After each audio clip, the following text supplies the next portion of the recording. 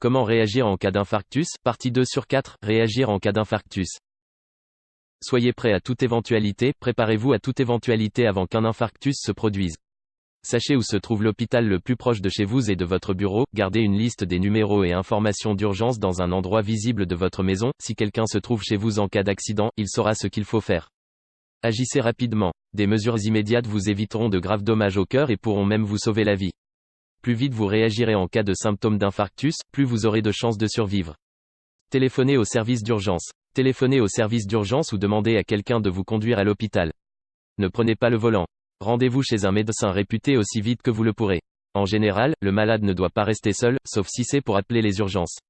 Une prise en charge médicale dans l'heure qui suit l'infarctus augmente les chances de guérison. Décrivez vos symptômes à l'opérateur qui vous répond. Soyez bref et exprimez-vous clairement. Faites une réanimation cardio-pulmonaire, RCP, si nécessaire, faites une réanimation cardio-pulmonaire après avoir appelé les secours. Si vous voyez quelqu'un avoir un infarctus, il est possible que vous deviez lui faire une réanimation cardio-pulmonaire. Une RCP n'est nécessaire que si le malade est inconscient et n'a plus de pouls ou si l'opérateur des services d'urgence vous demande de le faire.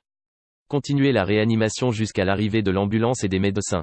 L'opérateur des services d'urgence peut vous donner des instructions détaillées sur la manière de faire une réanimation cardio-pulmonaire si vous ne savez pas comment faire. Mettez le patient conscient à l'aise, asseyez ou couchez le malade et gardez sa tête relevée. Retirez les vêtements qui le serrent pour qu'il puisse bouger et respirer sans problème.